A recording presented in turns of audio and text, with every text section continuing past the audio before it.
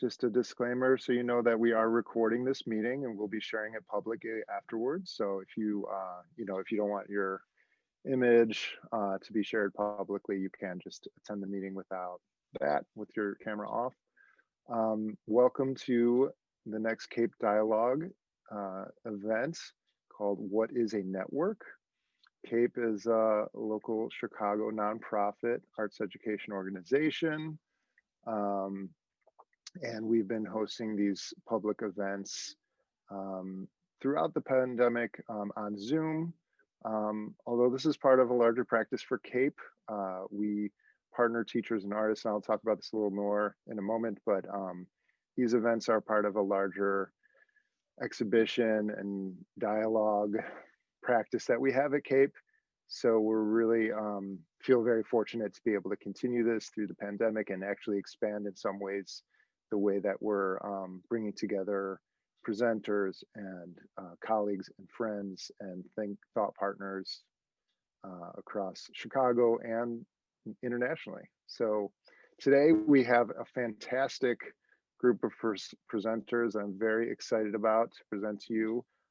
We have Kate Bowen from ACRE Residency. She's the executive director there and many years active participant in the ACRE community. We have Rob McKay, who is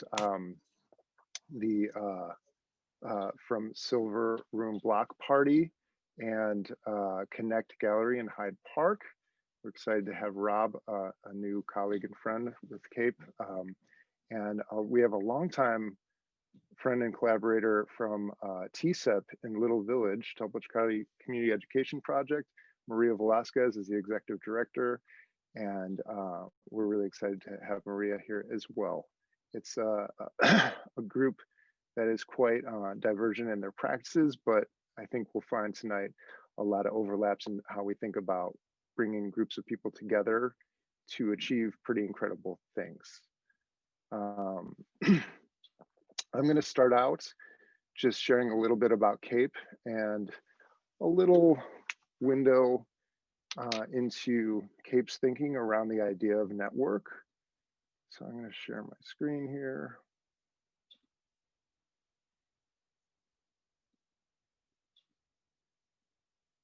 Okay.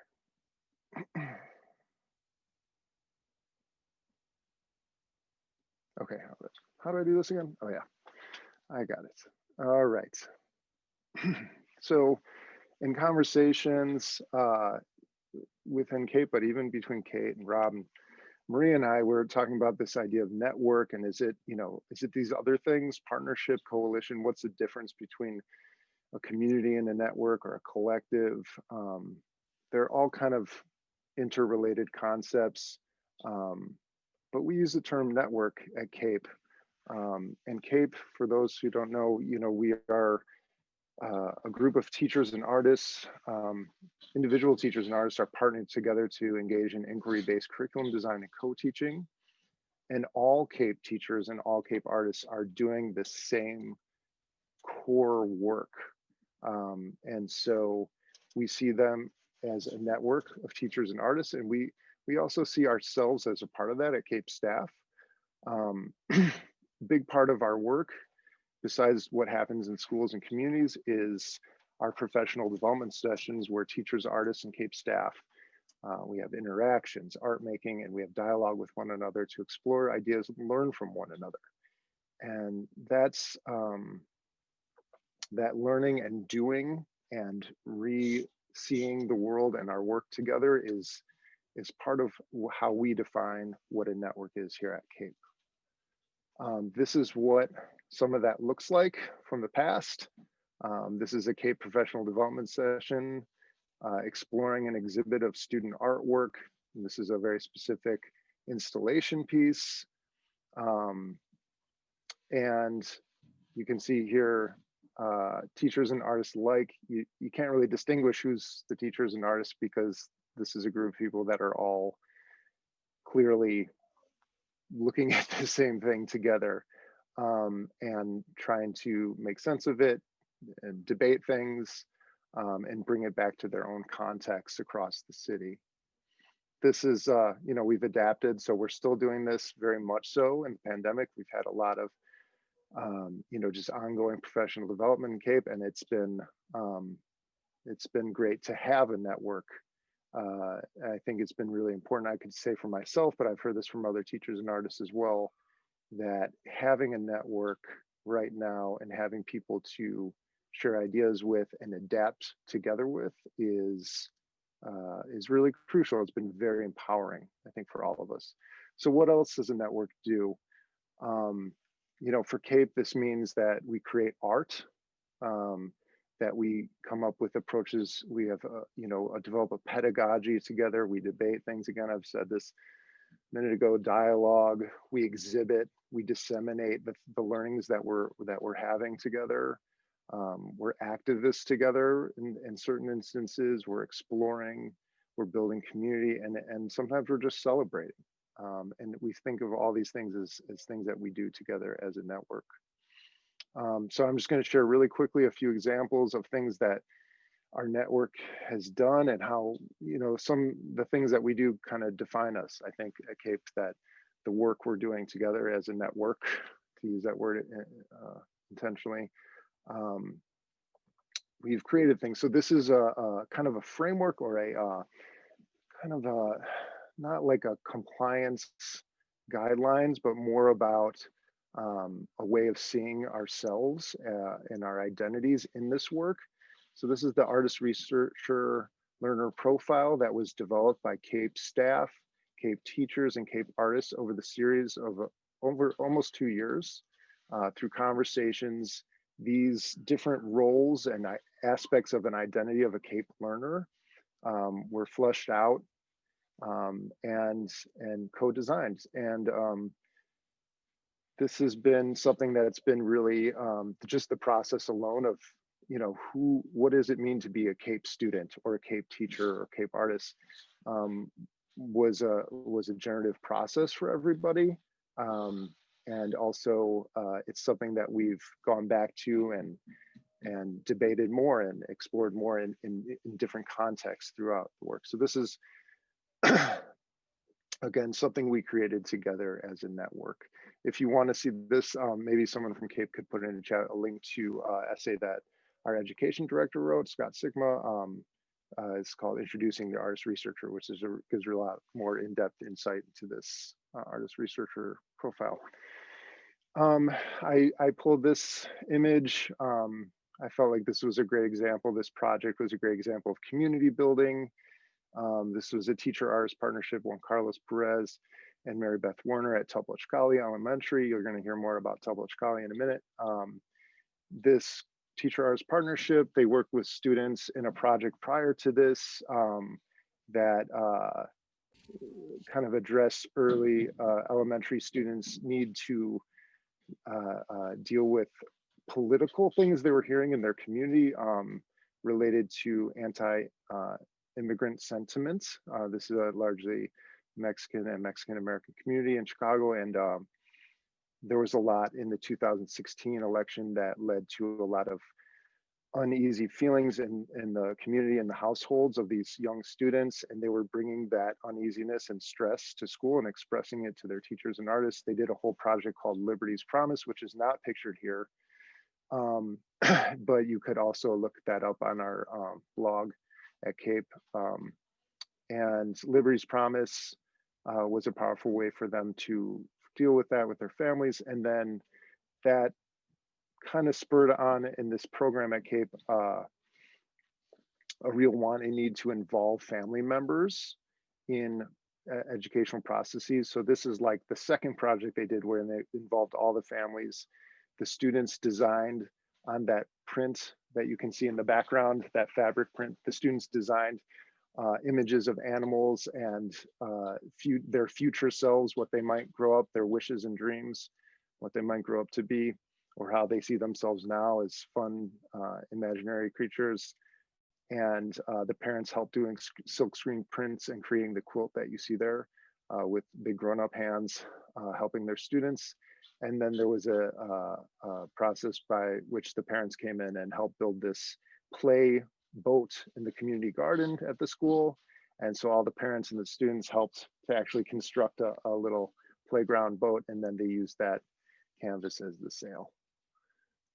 This is another example of network.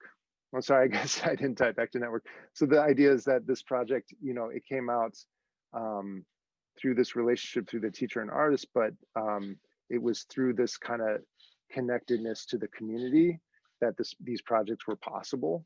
And dialogue with the teacher and artist, bringing those back to Cape PDs and sharing ideas about how to involve community engagement. So this project didn't happen in a bubble in isolation. It was part of a larger ecosystem of ideas and exchange.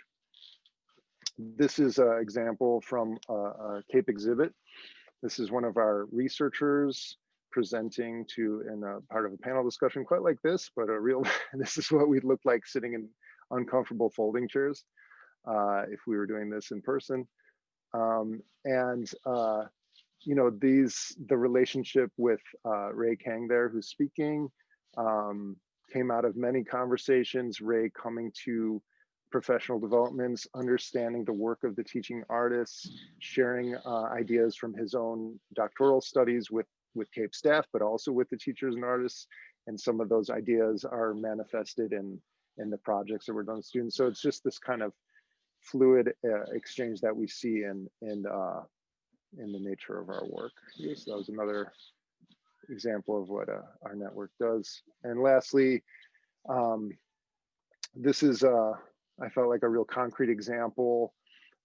This is, I guess, I picked a little more activist approach. I think it fits with some of our other presenters today. We had two different classroom projects. One was with little kindergartners and one was with big high school kids. One was on the north side, one was on the south side, and they all decided to focus on the idea of walls, but not walls that separate people, like you know, that was being kind of pressed in the media, you know, in the politics of the day. But they thought, okay, well, you know, this is kind of scary to hear about the need for building walls all the time. What if we encourage our students to build walls that bring people together? And the high school group and the kindergartners worked on this concept of, you know, building friendly walls.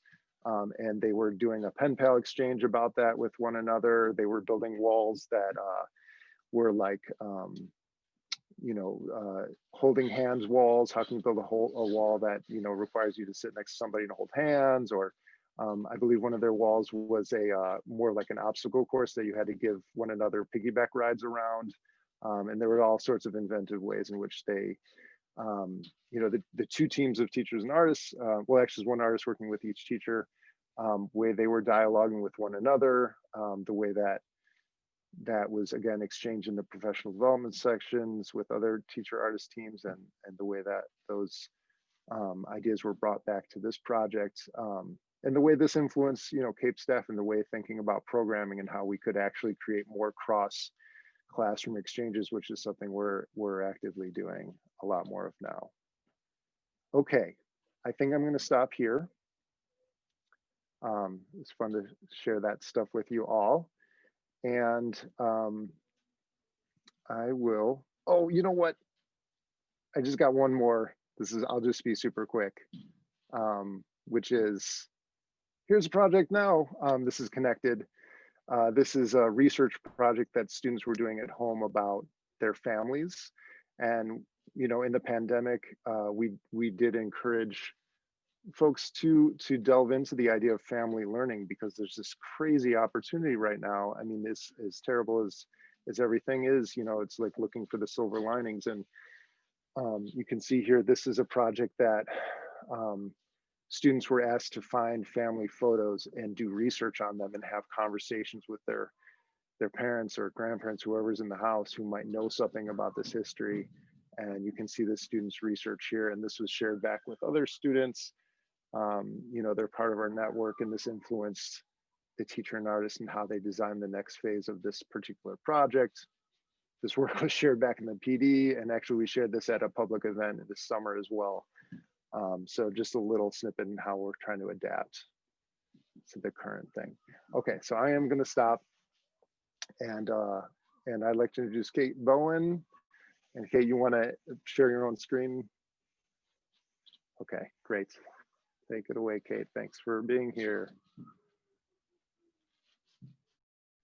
Okay. Thank you. Thank you, Kate. Thanks, Joseph and Scott and Brandon and Mark and everyone and Amy and everyone who's here. I'm Kate Bowen, as Joseph said. I'm the Executive Director of ACRE. I also that's a like a new title for me. I've been in a kind of leadership role at ACRE for a while, but I also came to ACRE as a resident in 2011. And then I started as a volunteer and a curator, and I, have done a lot of different things for ACRE. And I think that's kind of a part of the spirit that I'll talk about, the ways that ACRE sort of functions and how it serves its community and kind of makes community with the people that work on it together. So I'm going to share some slides and kind of talk through like the structure of ACRE and what it is, and share just some information, and maybe that'll be my 15 minutes, and then we can talk more about some other things. But I think there's also some exciting things to sort of be vulnerable and be in learning with you all about, how like the pandemic has affected the things that ACRE is, but also the things that all of the things that we make are in this moment or in this year, and what they'll be going forward. So I'll also share some stuff that's come out of this year and where we're kind of headed. And I'm super excited to be like learning with Maria and Rob, or learning from Maria and Rob as well. So I will go ahead and just start with wait, hold on. There we go. I just click on it. Okay. Alarmingly, I have also helped a lot of other people do presentations, but not done my own. So, and that's part of the whole thing. So this is ACRE, and ACRE actually stands for Artist Cooperative Residency and Exhibitions. It's an acronym, and that really defines what ACRE is in a lot of ways, and kind of what its mission is. It is artist-led, it is cooperative, or it is made in community, and it is primarily a residency and exhibitions program. So our residency takes place in Steuben, Wisconsin every summer. We bring around 80 new artists every year up to Steuben through an admissions process, which I'll talk about. And then for 3 sessions that are each 14 days long. And then we support those artists in the year following their residency with exhibition opportunities. And then hopefully we support them for however long their practices last, or whenever they need for the rest of into whatever, with space and opportunities, and hopefully like a network and a community that can always be returned to. So this is actually a picture of session 1 in 2019, and I sort of put everybody right in direct sunlight, so there's a lot of squinting going on in here, but every session we take a big group photo, and so we have about 25 artists in each session. And then one of the things that's really special about ACRE is that if you've ever been to the residency, or if you're all invited back to become staff, and to like return to the residency as staff, to staff one of our 7 departments. We have 7 departments at the residency location. That is a screen printing studio, a wood shop. It is a stage and performance area. It's a sound studio. It's an AV studio. It's a fibers area, and it's ceramics. And we also are newly creating a high fire zone, which I'll talk about. And then during the residency, just to talk a little bit about some of these things, we're also, just to outline this, we provide a visiting artist program. So we bring around 25 visiting artists up during the residency to hold studio visits, and to stay on the farm for a week or 2 weeks, and like engage with the residency cohort while they're there. And then we have a curatorial fellowship program where we support emerging artists who then support our exhibitions program in the year round. And then in addition to that, we also engage like around 13 partner gallery spaces to also help provide exhibitions to all 80 of our artists every year. So that's spaces that are independently run, project spaces that are in Chicago and the region, and also kind of around the country as we've started to spread out. So that's sort of our basic structure of our programs, and then we'll kind of get into it. ACRE began 10 years ago. It comes actually out of a different residency program that was called Herald. It's started by, oh, there's our exhibitions program. Sorry, I had a slide for that. So ACRE was started by a group of friends and kind of collaborators and co-conspirators with the idea of creating something that could serve artists outside of the sort of traditional institutional education models to sort of shape a radical approach to how we kind of learn, who gets to teach, and what knowledge is shared. This is a space where people are kind of in conversation and collaborating, and this cooperative model is really built into its very like kind of foundation and has continued as we've gone. And I think over the course of the 10 years, as we kind of get bigger and bigger and more sort of decentralized, that also those challenges change.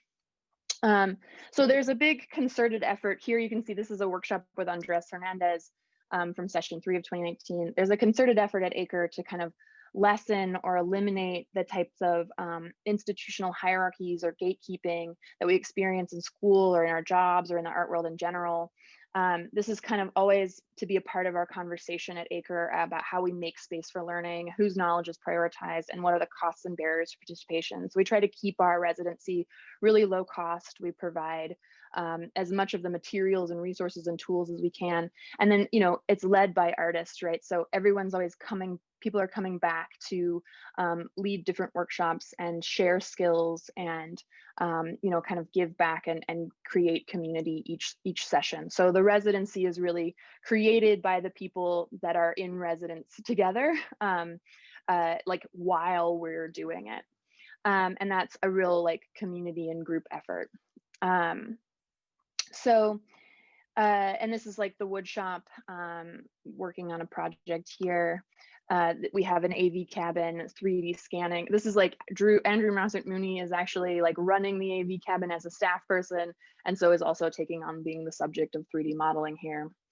This is A. Preston Mint at Screen Print. So there's as staff, you're really encouraged to run workshops and teach skills and share what it is, like share out with the residents that are there and create all of these kind of opportunities to learn. And that's really driven by everyone who's like at the residency at the time.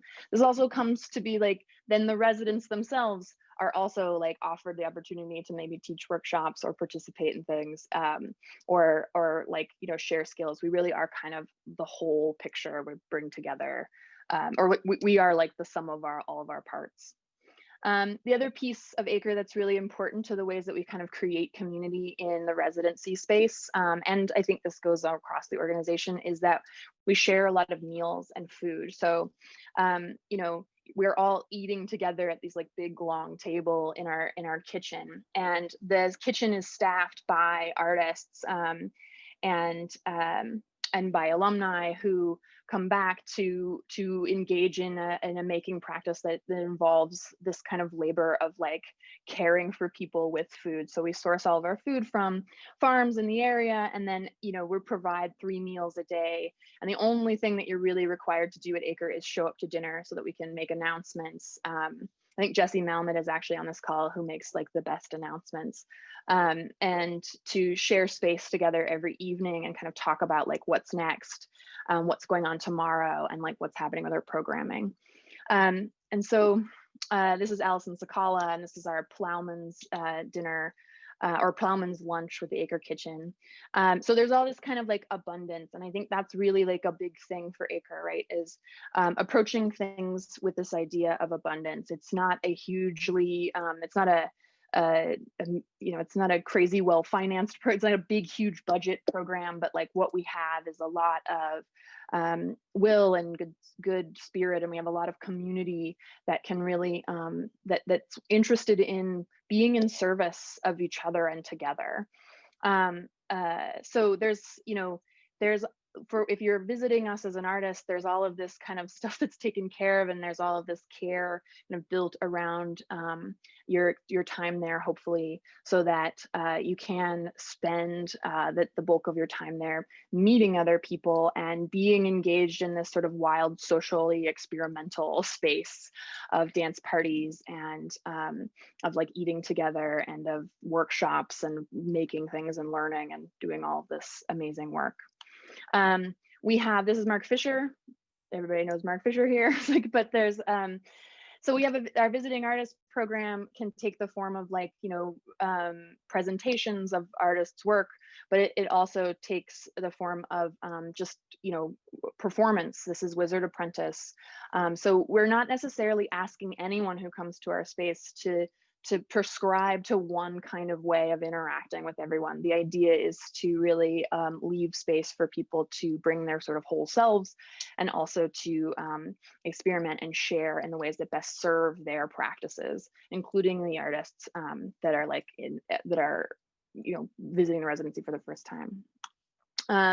It's a very collaborative environment. The space that we create, and I think the thing that ACRE does best is create a lot of open willingness and an open space for collaboration and participation. This is Andy Davis, who got, I think, most of the residency to stand in the field and pretend to be blades of grass for a video while he wore a green screen suit and sort of scooped up all the blades of grass. But this just asking, that spirit is really there at the residency, just asking people to kind of jump in and try things out and be a part of whatever it is that we're doing is a big piece for ACRE. This is actually Salvador, I think, is on this call. This is a tortilla printing with Salvador Jimenez Flores. It was a printing with mole onto tortillas at the screen print, the print shack here. So, this looks like a multi-day, kind of playing and like inviting people in to be a part of an activity can also be a way that we're doing that. But this unstructured time is, I think, the bigger important thing here, is that there's not one way to interact with the visiting artists, with our visiting curators, with anyone who's sort of on the farm or like out there with us. There's a lot of space to, maybe take a walk or have dinner together and to get to know each other outside of this kind of, oh, it's 1 hour and it's just a studio visit. So the learning space and the way that we actually can connect can be kind of much deeper and much richer. There's also lots of space for people to just work on their own. This is for SLM in our fiber studio. All of our studios are shared. So again, we are leaving space for people to work, but also like we're sort of working in communally. I just like this photo. This is how we log out Valentina Sanfresco and on Lake Amach, generating friendships, meeting new people, and leaving this space with kind of new connections is like the big goal of ACRE's residency, kind of mashed in there together for 14 days. And the idea is to really like walk away with almost an entire new kind of set of community and friendships. There's also plenty of time for like resting. I think one of the most important things about ACRE is, again, we don't require you to do anything. We don't need you to make something. We don't need you to produce something specific. There's no requirement to, like put out a single work or something. I think people come to the space with different ideas about what that means. Sometimes it means taking rest. Sometimes that means meeting people. Sometimes that means really printing like crazy every day because you just want to get the project that you're working on done. Bonnie was a very like productive human, but I think also like the time to spend resting and kind of regenerating and restoring, and again, like eating all that amazing food is a big part of, I think, also one way that we kind of help support or be in community. in relationship to each other. We also do make space for, so there's lots of ways that ACRE presents or like allows for presentation of work and for new collaboration. This is, so you can see the video that Andy made from a previous slide in the background here. This is John Niekratz, who is a part of our sound studio, and Imani Jackson was a resident, session 2 of 2019. And this is what we call showtime. So every session has a showtime where we invite people with time-based media works under 2 minutes to present. And this has also looked like people, you know, developing brand new collaborations. In this case, this performance from session 2. Or this is Cherry U's For Little Swans. So inserting performance into our final night and making things just like allowing things to be what they are, or to generate new find new collaborators. Cherry does these amazing, you know, memorizes these ballet routines, but does them with different inanimate objects, in this case, a corn dog. This was performed at our last night at the Stubennial, which is the Steuben Biennial. This is one of my favorite collaborations that's happened at ACRE. This was the filming of music video Condoleezza for Juicebox Burton's kind of project She Nut.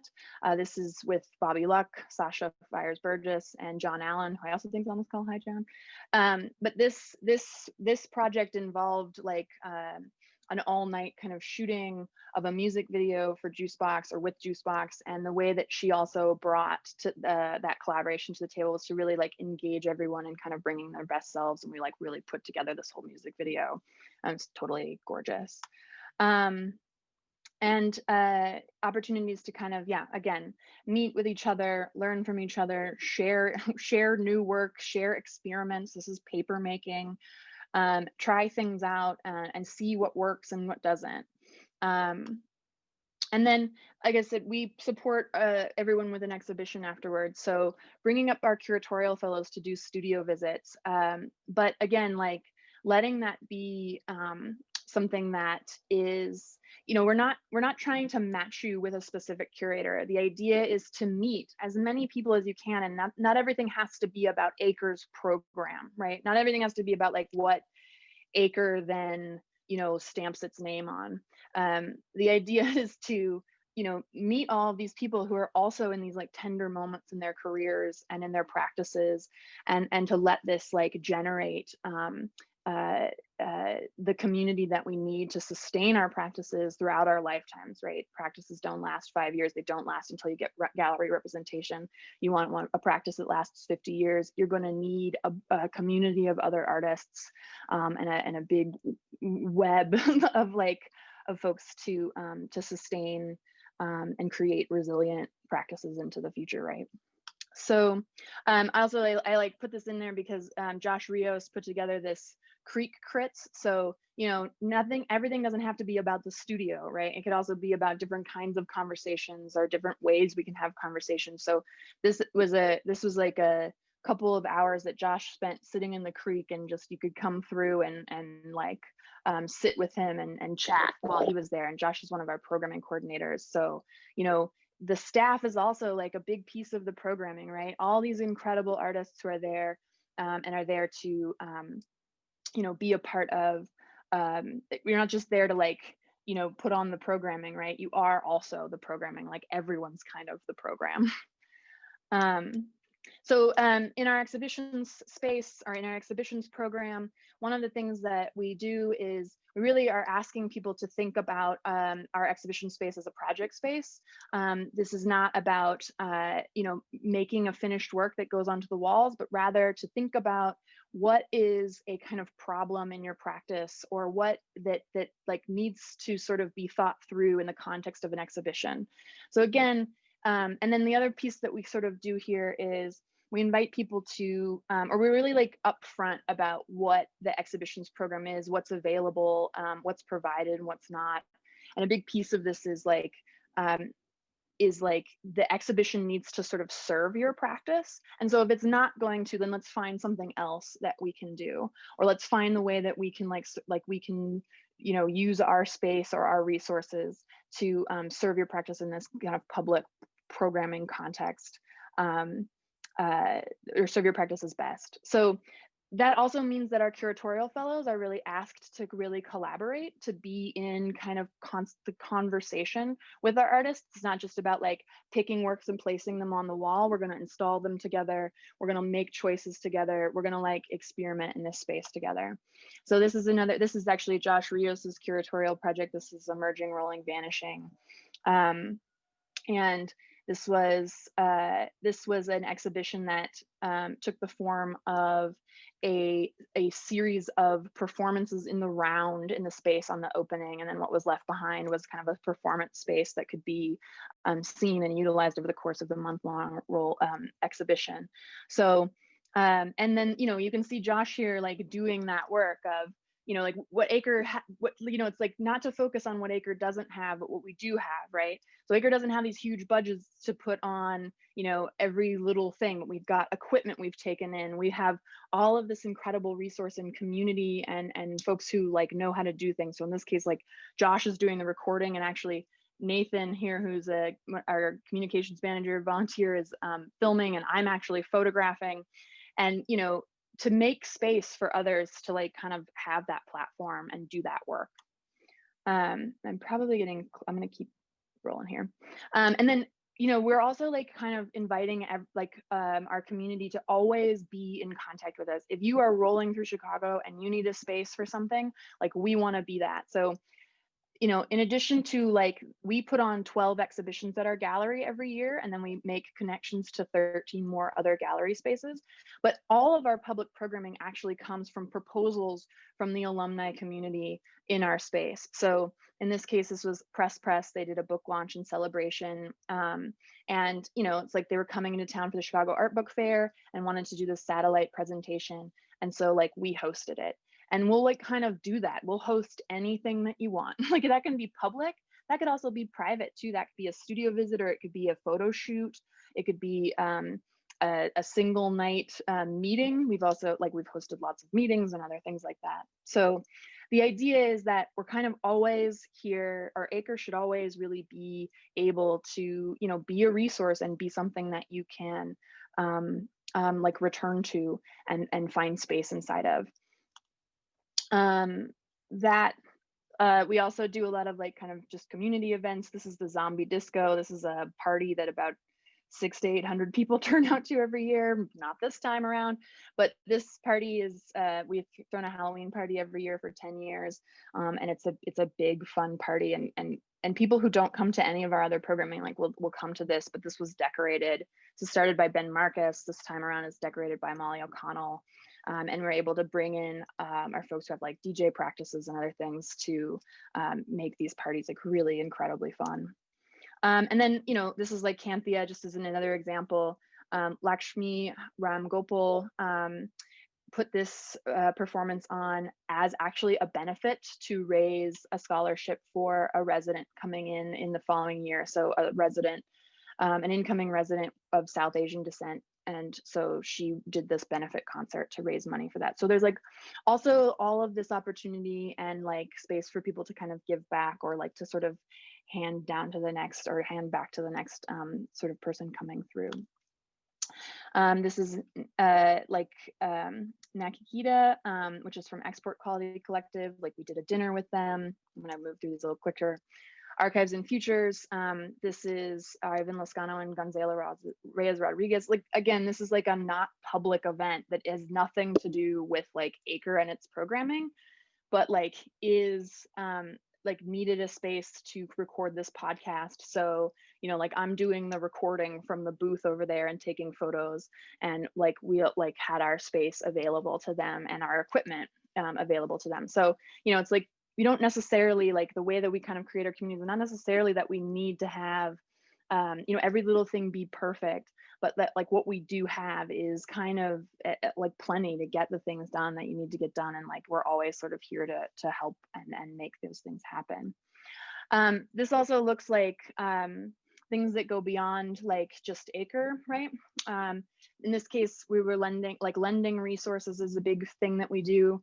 This is our van, the Big Red Church van, and our friends over at Anna's projects, their curatorial fellow Ellington Branwell asked to borrow the van to do a GOTV thing during the election. And so, you know, I think again, it's like, you know, this idea of a door being always sort of open, and not just open to alumni or like making that conditional, but like leaving that space for people to come in and get involved and be involved in whatever way like sort of best suits them. Am I out of time here? A little bit, but Okay, not should I terrible, just, I can stop if you, Is this a should good I, spot? well, Yeah. I can like, Okay. I can keep Fast going, one. but I can also stop. Like, we need to. Let's stop it. I think Okay. that's, yeah, that's great. That's great. Is Yeah, there I one think last one you maybe, want to share before? yeah, maybe the last thing I'll just say is that like, you know, I think the purpose of ACRE, again, is like, I think the purpose of ACRE, and in terms of this conversation, is to find other artists that you can kind of work with in the future, couches that you can stay on, accomplices you can inspire with, community that you can identify as you move through the lifetime of your practice, as it takes like many people to make an artist. So we don't create these things alone, even if our practices aren't distinctly collaborative. We're kind of always in conversation with each other and the world around us. And so like, you know, weaving this web is meant to sort of help hold us up, and then also like leave space for us to hold others up as we kind of continue. And I think that's sort of the main point of all of these things. So sorry, Right. thank you. No, and I've been taking notes. I realized I didn't have a pen, so I'm taking notes on my phone. And this is the great. There's other things I want to come back to with the others afterwards. Thank you so much, Kate. It's so fun to see those images and kind of get pulled into that world. I've never been to that site, so that was very immersive. That was wonderful. Thank you. All right, Rob. I'm going to share my screen for you to talk, but so feel free to just tell me next, or whatever. And I'll introduce you now. Everybody is Rob McKay. And he is the Silver Room Block Party and Connect Gallery. I'll pull up your show here. So go. All right, Rob, the floor is yours. Hello, thank you for that, because I was getting ready to get started. So I'm Rob McKay. I am the Director of Productions for the Silver Room Sound System Block Party and the co-owner of Connect Gallery. Connect Gallery is a gallery in Hyde Park that is rooted in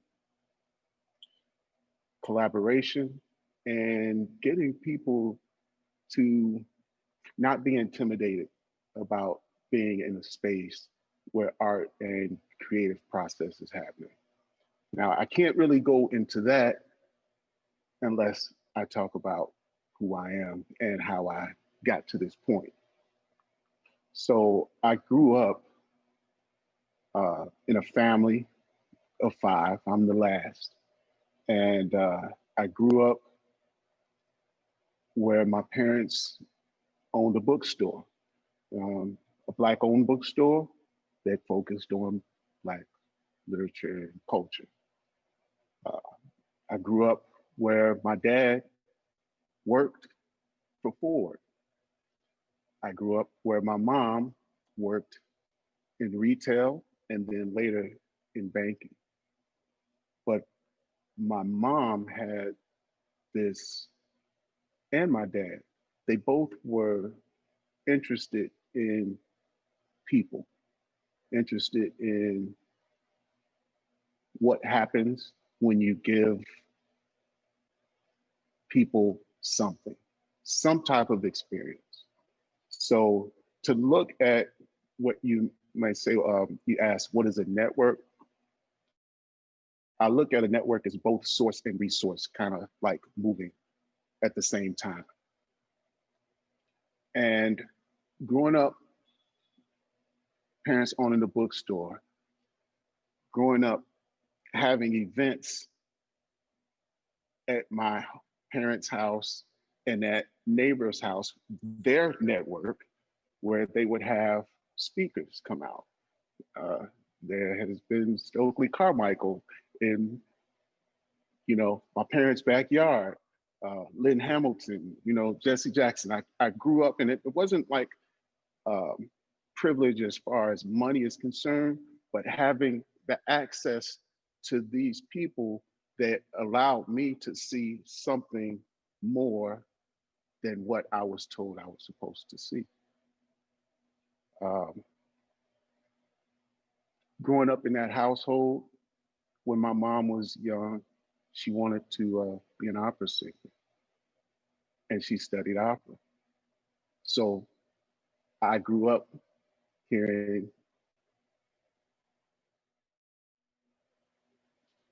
I think I'm back. Am I back? You're back. You're back. Yep. And I'm sideways or whatever. All right. So it's not you, it was me. So where was I? So I was telling you, you know, my mom, you know, studied opera. I grew up listening to Mahalia Jackson and Leontine Price and all of this. But then I had older siblings where, you know, Frank Zappa was played, Al Green was played, Stevie Wonder, Miles Davis, all of this was happening. And I kind of began to go in the realm of being a creative, learning how to play instruments and being in bands and growing up in band, you know, being in bands in school, that, you know, high school. While in high school, having, you know, being in the symphonic band and the jazz band, but then sometimes cutting class because I had friends whose parents ran a recording studio and they did jingles. So I would sometimes cut class and go learn how to do jingles. And all the while, I'm positioning a network. Not really knowing it, but just knowing these are friends that kind of do the same thing and dig the same thing that I do. Continue to grow up as a young person. In the 80s, here in Chicago, house music is being born and birthed. Because I'm a young person and it's attracted to that, that's some of the music that became part of me. Started producing music.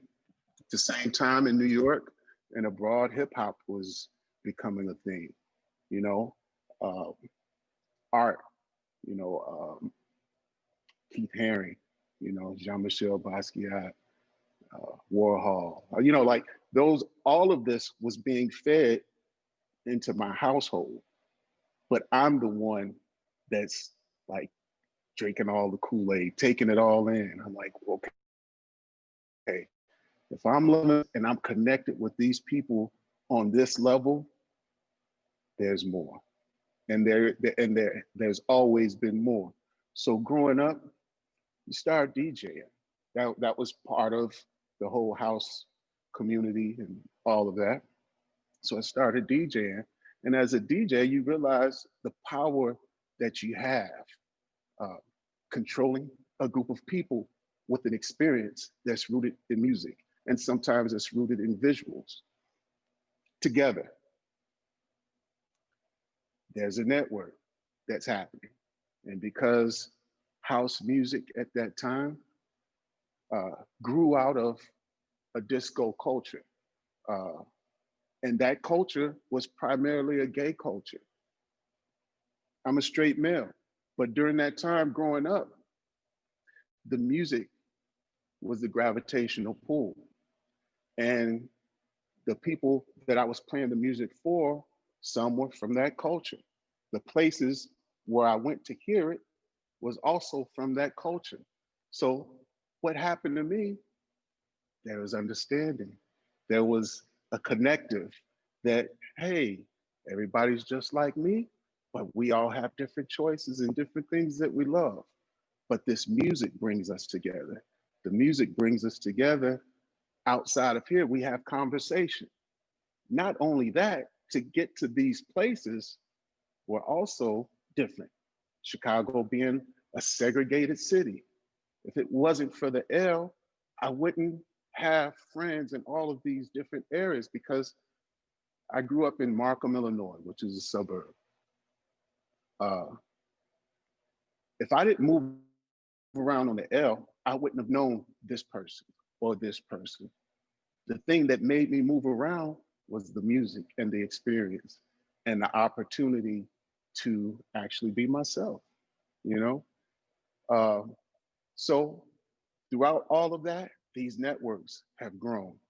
So for me, being born into a household where these things were there, to take them on, to begin to make them the lead in my life, there came a time where, okay, what are you gonna do with this? And you know, growing up in a time where, hey, you gotta go to college, because my parents are depression. My parents were living during a depression. So, and not too far from slavery. So their core values and things that they expected from their children to be better, they didn't necessarily have in their history. So for me, doing all of this music, doing all of these things that are artistic and, you know, have me out here close to being a hippie, you know, my parents are like, all right, we know you love this thing, but how are you gonna make money? You know? And you gotta go to college, you gotta get your education. So as much as they supported me, they didn't understand what the hell I was doing, because that wasn't where they started. That was a part of their life, and they were interested, and they knew, you know, from coming, you know, from where they came from, they knew that there was more. And I'm gonna separate my mom from my dad. You know, I grew up with both parents, but my mom was the catalyst for all of these little things that have made me on the creative side, you know, like who I am now. My mom, when I was young, the bookstore, so there was a mall in Harvey, Illinois called Dixie Square Mall. And if you've seen the Blues Brothers, the first Blues Brothers, Dixie Square is the mall that they wrecked in the movie. But when I was younger, Dixie Square Mall was it was the place. Had all the stores, a couple of anchor stores. It was a nice place. And my mom, she wanted to do an exhibit. Nobody did an exhibit, you know, in the mall in the suburbs at that time, but it was an African exhibit where, you know, books from the bookstores, artifacts from the people that she knew. And I think during this, we had Margaret Burroughs. She was a part of this project, and it was up for like a week. And during that time, no one realized that we needed security, you know, all of these things. But when you present an experience that is honest to a people, you don't have to worry about all that crap, because they are here to enjoy the experience. There's no ulterior motive. You know, you present this thing and people come and enjoy it and you move on. But that was my experience in creating something that people wanted to come to, you know? So from there to Connect Gallery, I'm doing what I saw my mom do. I know I might be all over the place, guys. Stay in the car with me. We're with you, Rob. We're with you. So I go to college. I go to Columbia College. And when I get to Columbia, because prior to Columbia, I'm out here DJing, you know, doing house parties, creating music. And what am I doing? Putting out records. So I go to college to learn music business, sound engineering. Because I'm producing music already, I'm in the recording studios in the city. So when I get to school, 3 of my professors or teachers are already professional colleagues. And they're looking at me like, why are you taking this class? You don't need this class. You're doing the work already. That kind of like stuck with me because I knew things that my peers didn't know. Did that mean that I was better than them? No, that means I was just a little more active, you know, at this present time. So when you have a professor that you already know, you have a different rapport with them in class. Now people are like, you know Joe? You know, one of my best professors, well, one of the professors that I had was Joe Tortorisi, who's a sound engineer, and Malcolm Chisholm. And Malcolm used to be one of the engineers at Chess Records. And he designed recording studios. Oh my God, how come I can't forget Marty Feldman either? These guys like played you know, monumental roles into how I just accept things. Malcolm was a by the numbers, this is how you do it. But then after you learn how to do it, just run wild with it and make it your own. As a creative,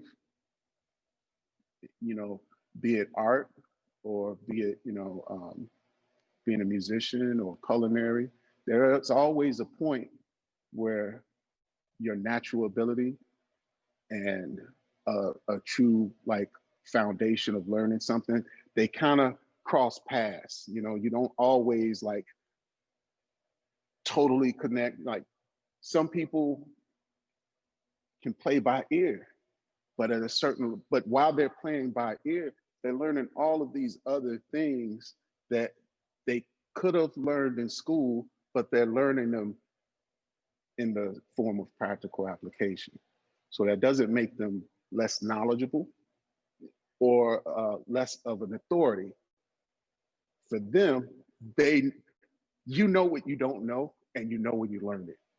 And when you're doing something just, and it's just happening, and you're making this cool music or art or whatever, and then you learn something from someone who went to school or from a teacher, and you try it and you add it, and then it creates something new. You're like, oh shit, this is cool. Now you move differently, you know, and now you're creating something more, and now you're talking about it. You're bringing people in and saying, this is what I did, or how'd you do that? Oh, what made you think of?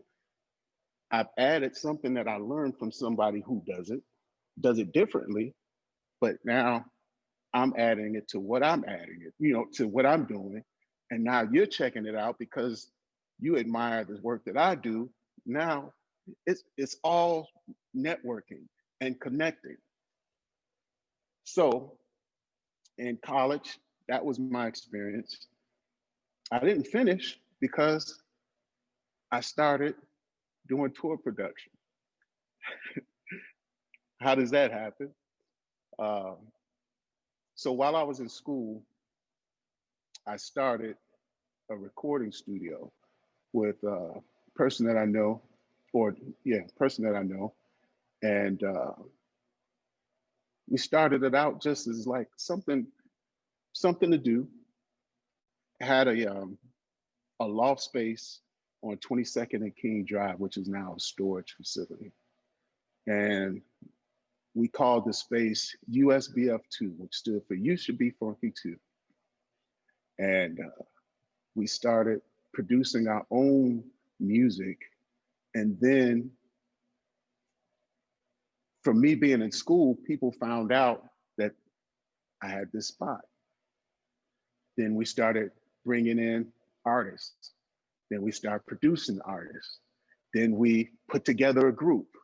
The group got signed. They got signed at a time when the big seven, which were like the main record companies, started, you know, buying each other. So as soon as they got signed, they got dropped, and the music never came out or whatever. But during that time, I did intro work for this show, Ebony Jet Showcase. They had a segment called Just Kicking It. John Johnson, Ebony Publications, they had this TV show that came on, I think it was Sundays. And it interviewed, you know, artists from the Black community. So we did that. Then we got a chance to do some jingles from, you know, Jewel Osco Grand Bazaar back in the day. So here, I just mentioned two things doing jingles. I'm in college. I cut class to learn how to do jingles, not really knowing that one day I would be doing jingles. But the people that I was doing jingles with were some people that I met cutting class. I used my network to move a little further into, you know, what I was doing. So the recording studio got really popular. We had some notable, at the time they weren't notables, they were just Chicago kids doing hip hop, doing the music. Same thing with on the house music side. That lasted, that recording thing, the studio USBF2, it lasted for about maybe 3 or 4 years. And my partner and I split. And when we split, from my DJ years and high school years, I had friends who were also doing music. They were still in the suburbs. Picked up the phone, I said, yo, I split from my partner. And they immediately said, come on out. So I took the gear that I had, went out there. We became one big recording studio and production house. So I'm producing music, they're producing music, and they needed help running a label that they just started. Guess what? That's what I was in college for. Now I become the label director for the label, not really knowing what the hell I was doing, but I had a semblance of what should be done. And because this has been my life up until this point, and I'm like maybe, I think at this time I was 22. I studied the music industry, you know, from Walter Yetnikoff to Tommy Mottola, like all of those guys who were at that time, it was called A&R, record men and A&Rs, and you had artist development. None of these things are a part of, you know, the industry now as far as music is concerned, but they were valuable assets because it taught the artists how to be the best at their craft. And those things were housed inside, you know, the industry or the label, what have you. So artists in development, you know, it taught you how to, you know, give interviews and, you know, move around, how you look, all of these things. Or you win a Grammy, you know, how you should dress allegedly. Just, it was the things that made you a little bit polished. The A&Rs were the talent scouts. They were the people who signed the artists. They were the people who made you love music, who made sure that if we signed a Prince, we weren't out looking for another Prince, because Prince is Prince, like Miles Davis is Miles Davis, you know. So, but now, you know, you look at the industry and it's almost cookie cutter. Everybody sounds the same.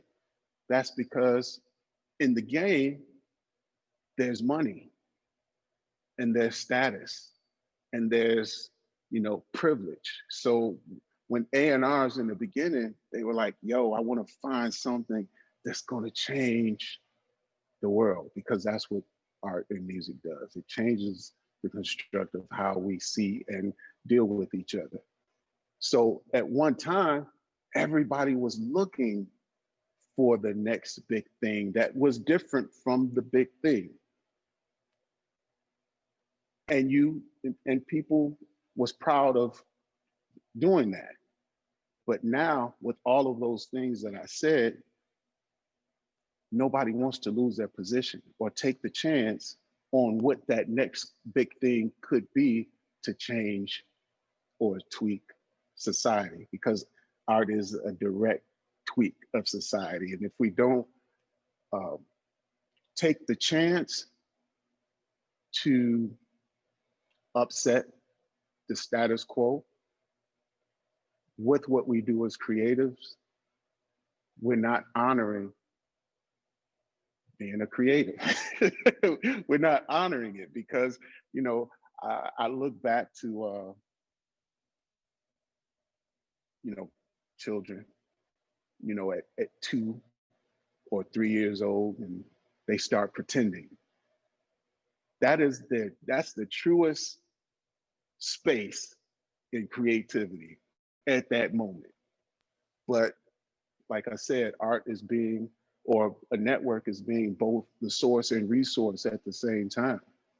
So you've given your child a space to be creative. Now you have to, yeah, okay, I'm sorry, go ahead. Hey, I was just gonna jump in real quick and give you just like, because I want to make sure we have time for Maria too. Okay, So if help me like, get right.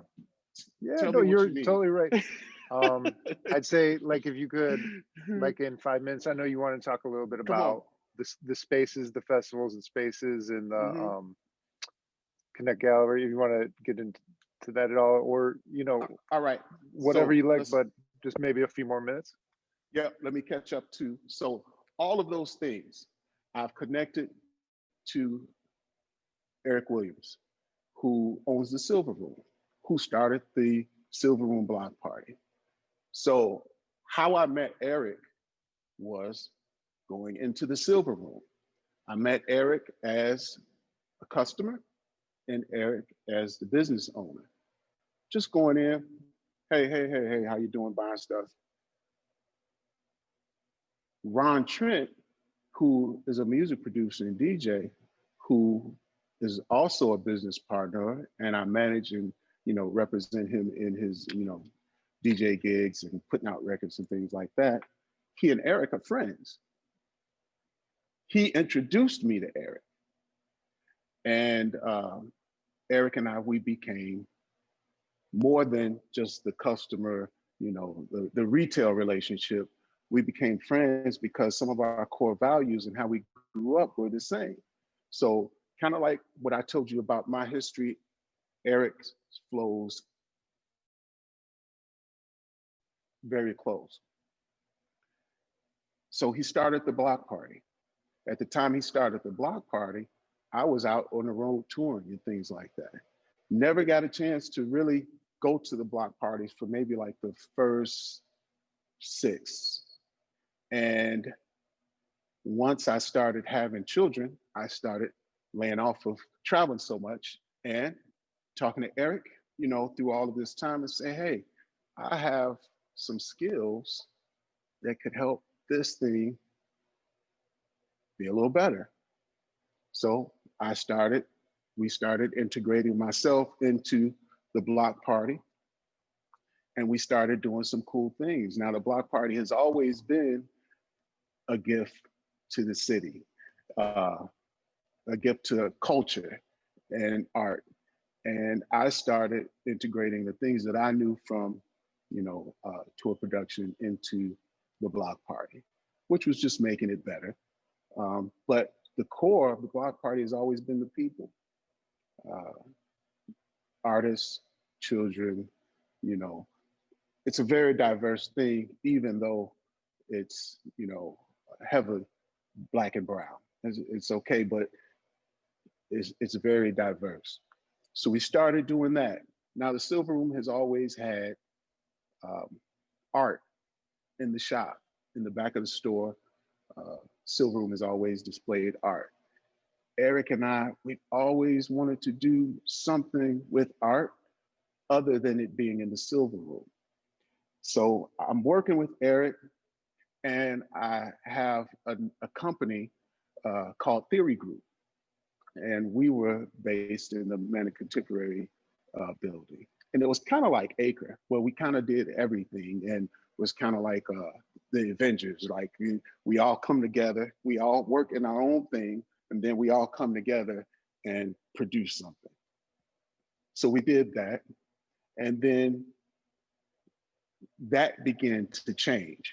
I started working more with Eric, the block party, producing it, you know, making sure that what we produced was a great experience. So from the time that I was working with Eric in Wicker Park, I saw the Silver Room block party grow from maybe 500 to 9,500. Then he moved to Hyde Park.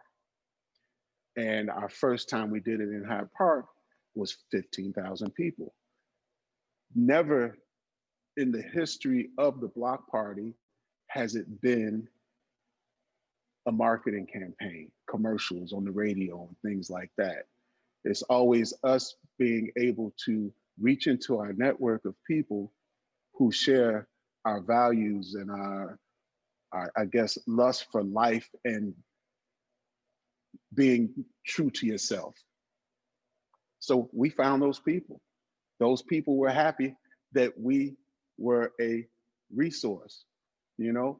So we moved to Hyde Park, and our first one we do is 15,000 people. It brought in $700,000 to the community from 12 p.m., 12 in the afternoon to 10 p.m., which was great. That was something that wasn't done before. So after that success, there were empty storefronts down 53rd. And Eric and I were talking, and he was like, man, all of these buildings, you know, what can we do? And he came up with, hey, why don't we take over these spaces and do an art fair, you know, like a 3-day pop-up. It's like, man, I'm in, you know. And that's one thing about Eric and I, we don't have to have long conversations because we're always in sync. We're always in unison, finishing each other's thoughts, calling, saying we have an idea, and we say the same idea at the same time. That happens so much. So you're like, okay, all of these empty storefronts, what can we do? Well, I don't know if anyone knows that, you know, how 53rd Street is, but on the corner is Lake Park, which is now home to the Obama Foundation. At one point, that was an empty building right next to Starbucks. There's an empty space next to the Silver Room. There was an empty space across the street from the Silver Room and down the street. So we took over all of those spaces, one with large sculptures, one was more of a traditional space, art space. One was for the community, which we showed the history of Chicago hip hop on one side, and on the other side, it was just for families and artists to write on the walls, communicate with each other, hang out, do nothing, or you could do everything. Then we had one place that was set up for contemporary art, which was furniture and blah, blah, blah, blah, blah. So 3 days, this was in November.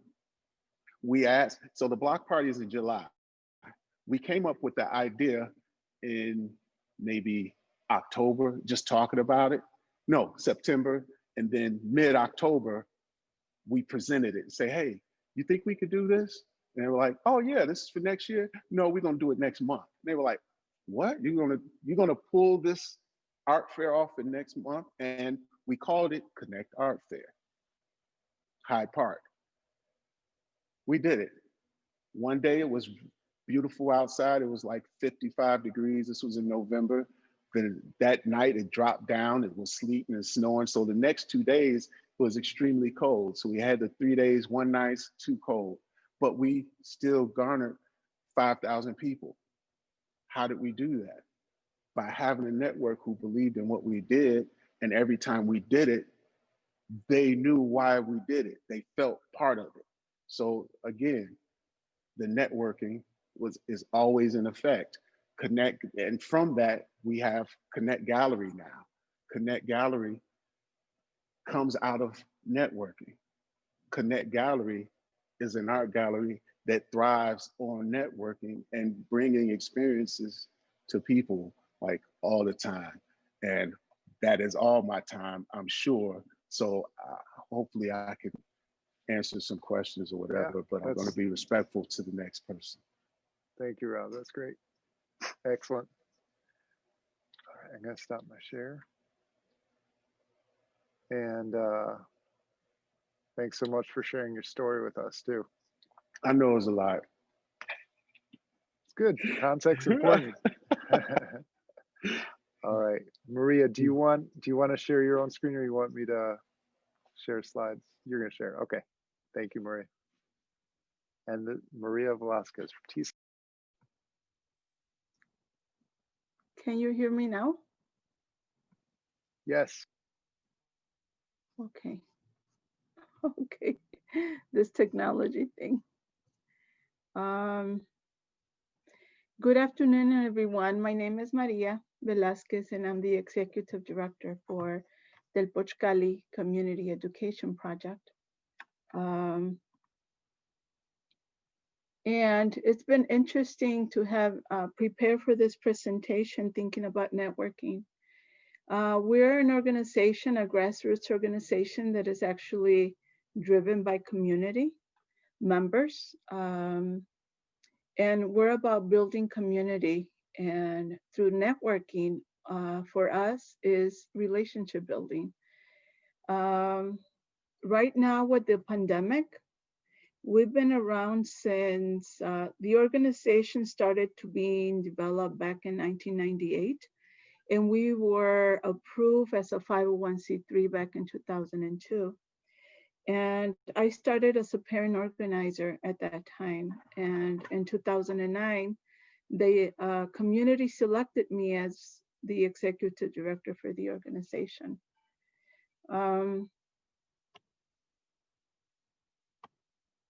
With this pandemic, it has given us an opportunity to leverage our networking, and there's different cohorts of networking. One of the cohorts is community. We're a community of a lot of strengths, but also with a lot of needs. In this pandemic, we have been able to come together and unify to bring more resources to the families of the community. And I remember in the beginning, back in March, since we have that relationship with the families started calling and saying, what are we gonna do? We're losing employment. It was like nobody knew how this was gonna be evolving.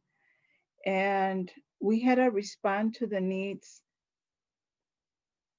with the strength of our network of individuals, of generous individuals, of donors to actually buy groceries and diapers for families. And that was the way that we responded to 300 families at that time. Institutions took a little bit over a month to reach out and to support some of those needs. What we learned from this is that as a grassroots organization and the decision-making body, its community, decisions are made really fast because those relationships are there and the trust of the community is there. So we were able to respond very quickly. And what we discovered that bigger institutions, they take time to make decisions because of the structure of the decision-making structure. People that usually have the direct relationship with families need to check in with their supervisor, their management, to make decisions, and that takes time. So that's one of the things that that we learned from this. Now, TCEP is connected to close to 1,000 families. And again, we could only do this work with the support of many, many generous people and also institutions, organizations. We receive more than $500,000 in kind in different ways from different people. And this is just the power of networking. But networking is a tool to keep building those relationships and really get to know each other and really figuring out how to work together, in what ways and how to better build community. For us, networking and building relationships is about having a foundation of social values with a vision and purpose, with dignity and integrity. So values are very important to us. The values of respect, of honesty, of transparency, and social responsibility. And when we have those common values, we're able to build true partnerships. So building a relationship takes time. It's about getting to know each other. It's about getting to share what's our vision, why we're doing the work that we're doing. What do we dream? What kind of change do we want? And that takes time to really get to know each other. And that's the way we get to know our values. For example,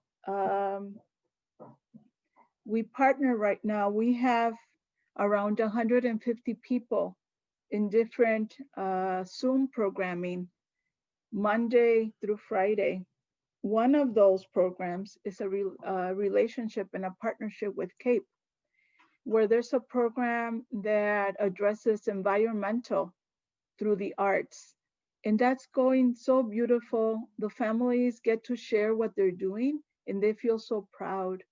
And it also serves as a mental health strategy, because with this pandemic and being isolated at home and not having that connectedness with other family members and doing outside activities and things like that, it's very isolated.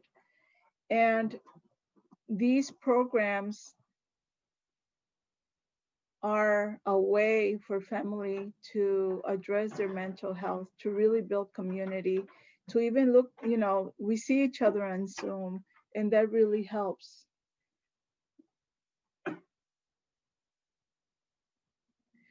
One important component, it's building trust. We need to build trust among each other, but we also need to trust the process. Sometimes we don't know how that partnership is going to look like, or what are we going to do together. But we need to be intentional in really being authentic, and always create moments of gratefulness, creating a caring and a respectful space so we could have those conversations, and acknowledge and value each other's experience. Where do we come from? Our differences. We want to feel accepted and welcome into those conversations.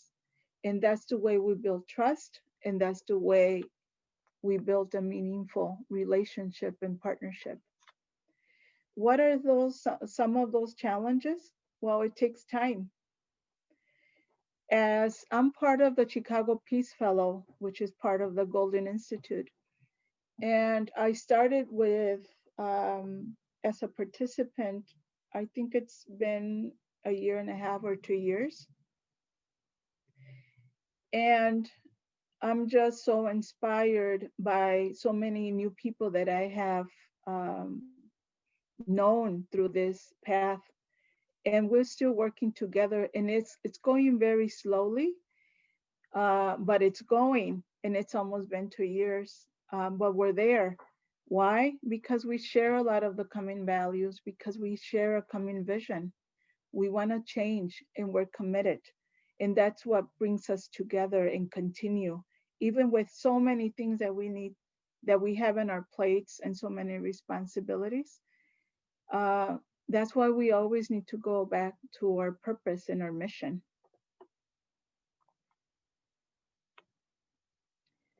Networking helps build meaningful relationships, and that equals to true partnerships. And that equals to a powerful, to an engaged, to an informed and aware community. And that equals justice, equity, and change. And this is what TCEP is all about. We're engaging community. Everything that happens with the adults is in Spanish. Our constituency is Spanish-speaking immigrant families. They usually don't have a voice. And we've been a tool, an institution to filter that information, to make sure that families are informed, that that information is taken to families. We have a program right now in partnership with UIC that is COVID related, and that's one of our weekly programs, and everything is in Spanish. We also created, and when I say we, I mean community, because we're only an organization, a staff of 2. I'm the executive director, and then we have a half-time youth organizer, because we also work with young people. And again, right now we're connected to 1,000 families. We started with 300, and right now we're like 1,000. A lot of the families now that reach out to us, we don't know them, and we're building a relationship with them. I would like to share also our newsletter that went out, I think it was last month. And this is where our in-kind support comes in. We don't have someone that takes care of these things. All of them are volunteers.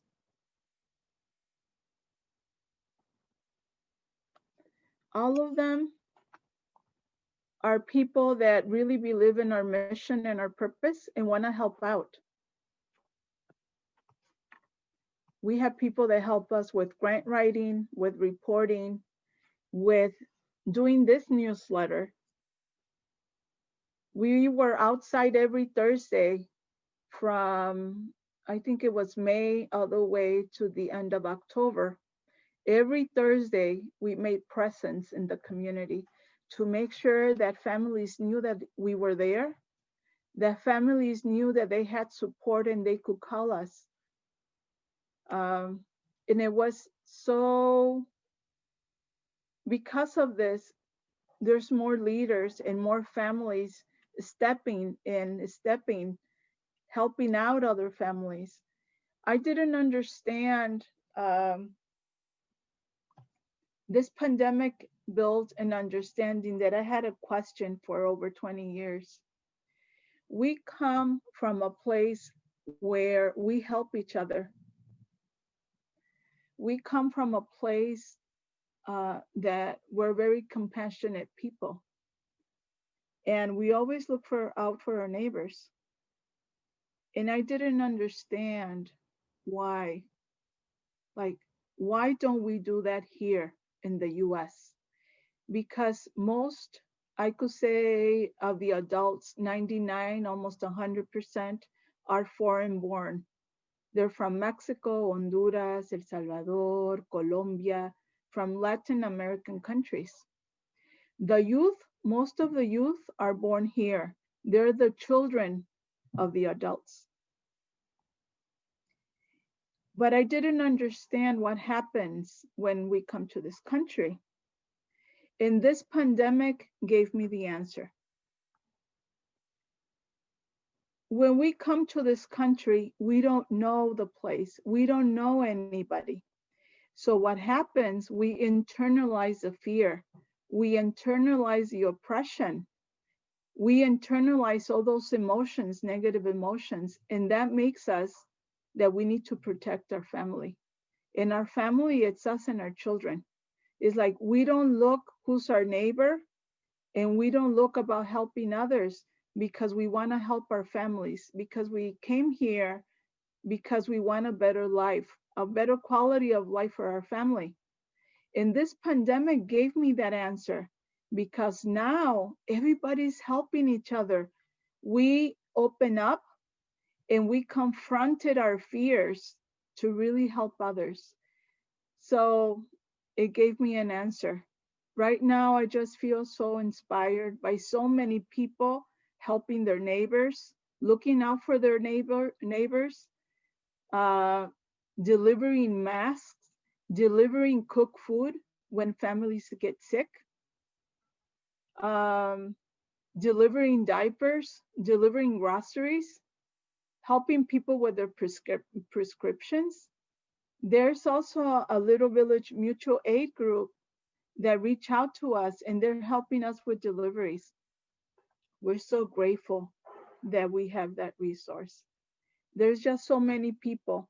Right now, there's probably like 80 people doing different things for the organization to be able to respond to the needs of community. And the impact that we're creating right now with so high financial hardship, through the partnerships of many organizations, we have been able to directly support with financial assistance to more than 600 families. And it's not just Little Village. Most of the families are Little Village, as you see with this graph, most of them, which is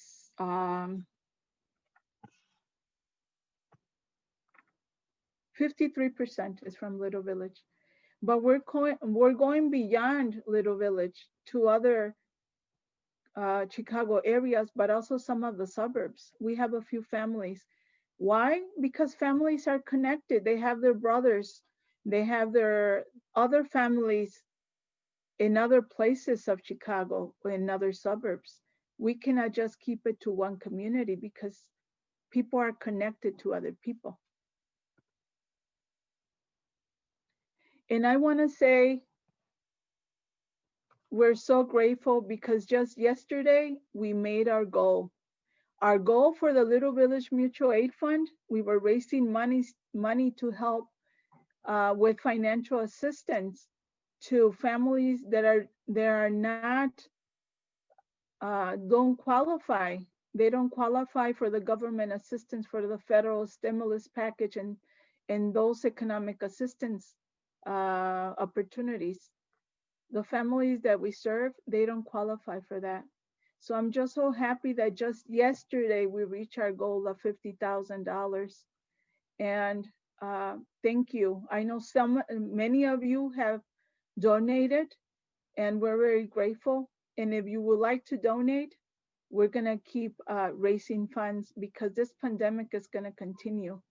And many people are being unemployed and they're not able to receive unemployment benefits.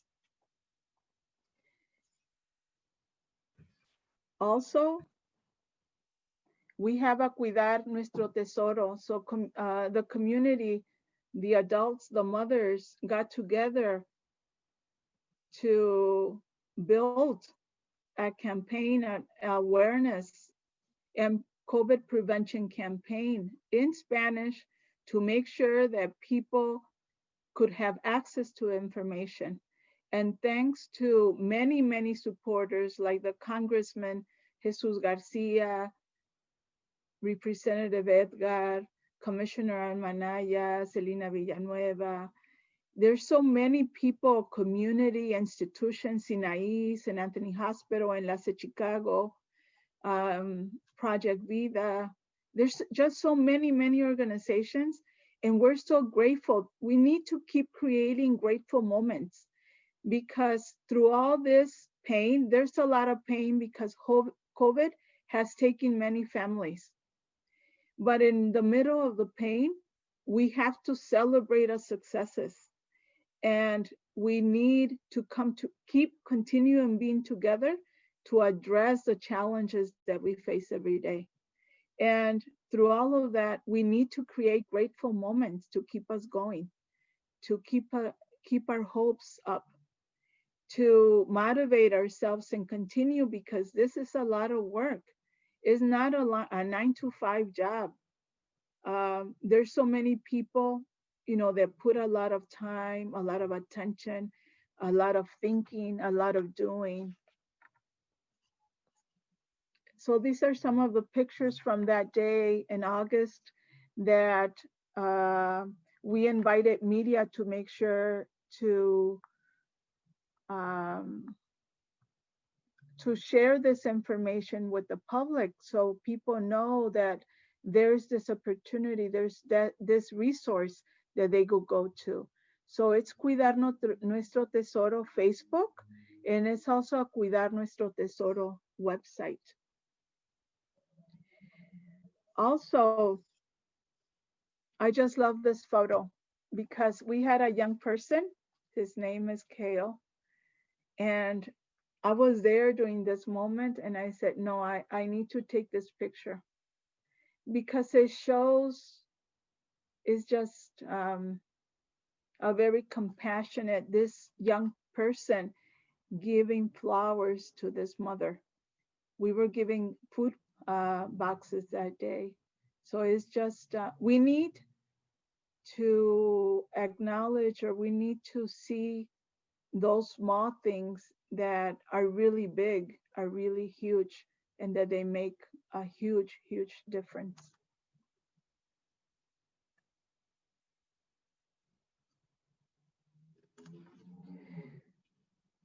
And I remember we have been doing this, I think 2 years, again, going back to the gratefulness.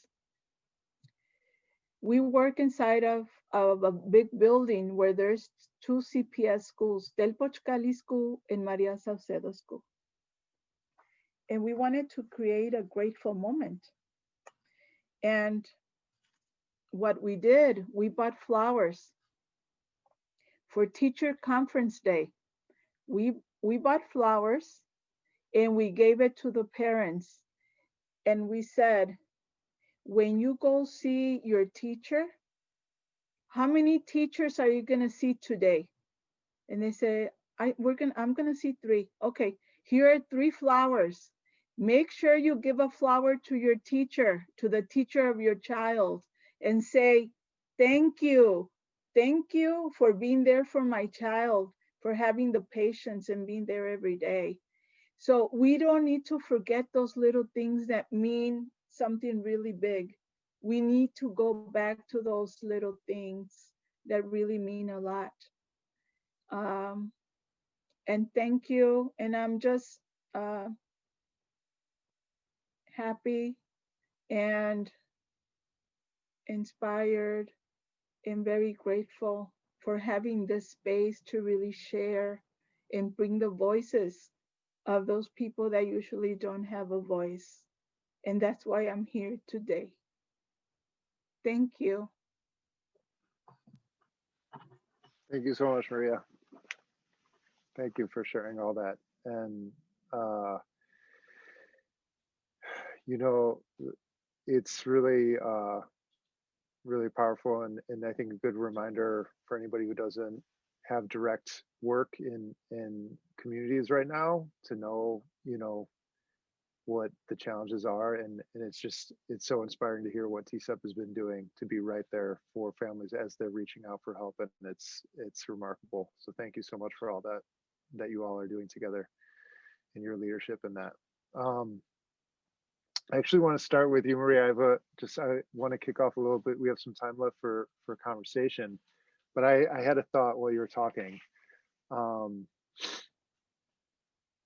because I've been able to visit you at the TCEP offices over the years, and we've been in conversation. So I know some of these stories. So I wondered if I could ask you to share a story, if you feel comfortable sharing it. If not, that's okay. But if you could share a story, and then I actually have a follow-up question, and maybe you can talk about it as you tell the story, is how you create space for for a network to form, or for the community to build itself. You know, how do we support that kind of interaction between others around us, you know?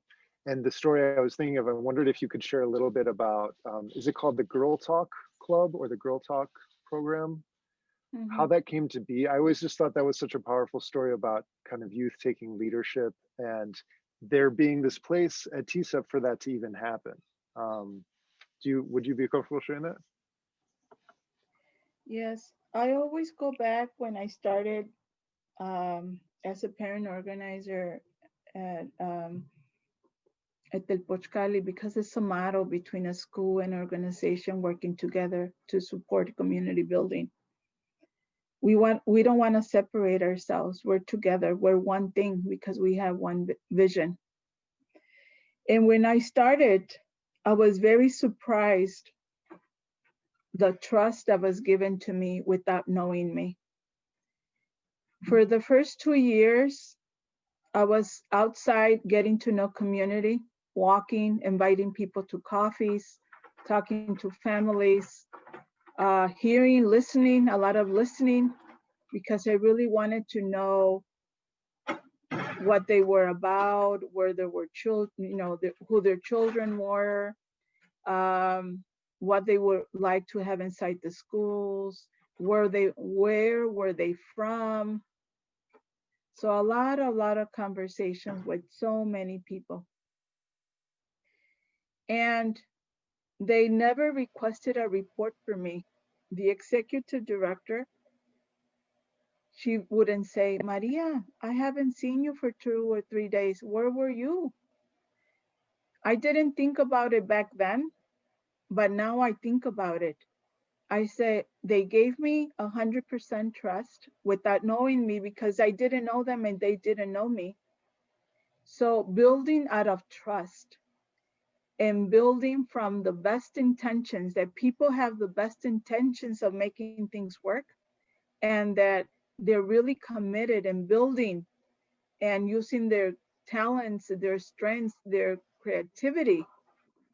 So all the programs that we have, most of them are community driven.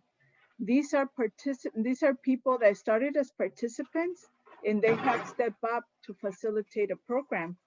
And that's what happened with Girl Talk. Girl Talk is a young woman support group from 7th grade to 11th grade, girls. And it started because we had an intern from DePaul, and getting to know each other, going back of getting to know each other. She was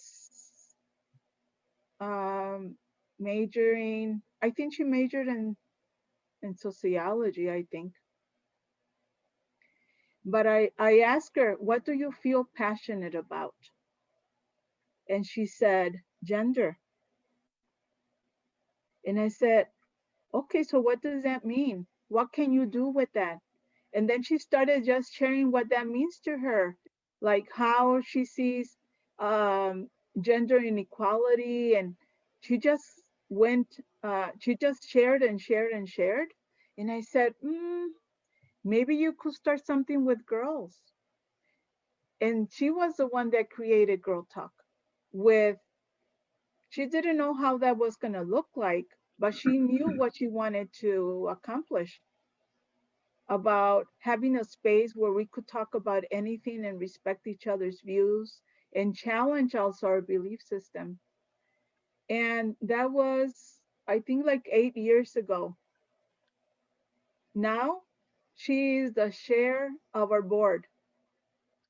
She's still with us. She's a president of the board. And Girl Talk continues. Girl Talk continues. And every time the essence is the same, but it looks a little different. Why? Because it's facilitated through a different person. We always give that challenge or that opportunity to an intern from DePaul. And I remember one year, like 6 years ago, we had a DePaul intern. And she was going to continue with this program. And we did outreach, we invited, we did flyers and all of that. And only one girl stayed. And I was like, what can we do? I mean, why don't people come? So from September to December is like, what else should we do? What else? What else? And nobody else came. They came and they went. So nobody stayed except one girl. And by January, I said, just let it be. Let it go. That's okay. As long as the intern does her service with one girl, just let it be. And I let it be because I'm also sometimes very stubborn, like just being there. So I let it be. I let it be. And Girl Talk for that year was one young person. And I think during that time, she was a freshman in high school. That one person is now, I think, second or third year in college. So that means it was like like 7 or 8 years ago. Interesting. That's why I don't believe in numbers. Interesting. This person 3 years ago, she came and said, Maria, very humble. She says, Maria, I want to facilitate Girl Talk. And I go, Paula, why didn't you tell me that before? And she goes, it's because I wanted to be prepared. And interesting, she had a notebook full of everything she would do in Girl Talk. She built a curriculum and she didn't want to say anything until she had that ready. And I said, Paula, that's so beautiful. Thank you. Yes, you could facilitate Girl Talk. So that's why I don't believe in numbers. When she was in Girl Talk, she was the only one. But she probably needed that support, that individual coaching, that individual support. And I had to let it be. And I'm just so happy that I let it be. I let it be. Because right now it's going so well. She's been doing, this is her third year that now she is managing that program. And she's engaging other young girls. And she has been able to build. She has between 12 to 16 girls. And now with the pandemic, it seems like, well, it's gonna go down. I don't know how she does it, but she keeps them engaged. They're engaged in Zoom, all 16 girls. So I'm just so happy that this happened for her, that it's been a capacity building for her. Imagine at this age, she's like 20 probably right now. At this age, she already experienced how to do a curriculum. She already has experience at managing and facilitating a group of 12 to 16 young people. That's not easy. I can't do young people.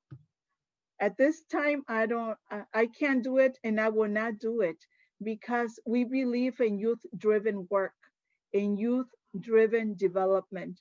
So our youth component is also developed and evolving through the same youth participants. They start participating and then they take leadership roles in the youth initiative of the organization. Thank you. Thank you. Yeah, I always love that story. I think it's really illustrative. I guess I would like to put this to Kate or Rob, thinking about, how are these allowances or structures for, Maria's talking about values like trust and for this network to grow from maybe individuals to larger groups. So, am I not muted? No, we can hear you. So Maria, she talked about like walking around and being part of the community. When Eric and I do the block party, whenever we do the block party, one of the things that we do in the midst, so from it being a couple of thousand people to last year being a little over 45,000 people, we walk around and hey, you having a good time? Everything's cool. What? Oh, you didn't like this act? Tell me what you like to see. And, you know, that's how we talk to our community while this whole thing is happening. So from doing the block party to becoming integrated in the community, that's something that people recognize. Oh, that's the guy, or those are the guys who do the block party. Now, Connect Gallery opens up, or is about to open up, and we still did that. Just in the neighborhood, people you walk past, because I'm a strong believer that if you walk past someone every day and you don't say hello or what's up or just acknowledge, I think you can be considered an asshole. And I don't, I think acknowledging people, everyone wants to be acknowledged. Hello, how you doing? What's up? You need some help? Oh, I got the door. I'm gonna wait for you. Come on. So we do that all the time. So in Hyde Park, as everywhere in the world, there's a homeless community, and you walk down 53rd Street and you see homeless people every day. Some people choose to walk past them. We don't. We walk past them, we're like, hey, what's up? How you doing today? Oh, I'm cool. I'm not cool. What's going on? And we have conversations to the point where when we open up the gallery, again, the gallery is part of the gallery's mission is to erase that whole part of being intimidated about going into a space. I don't believe anybody should feel a certain way that they don't belong, period. So in doing that, we started learning the homeless community. And one day I have the gallery open. It's the summertime. It's our first show. And I think I shared a photo, not really knowing that this was going to happen, but this is good. It's a picture from Solomon. Yes, that one right there. So this was the first art show that was held in Connect Gallery by an artist, Solomon Adolfo, who does these huge paintings of people from his home in Ghana. He goes back and he takes pictures and then he uses them as subjects in the artwork.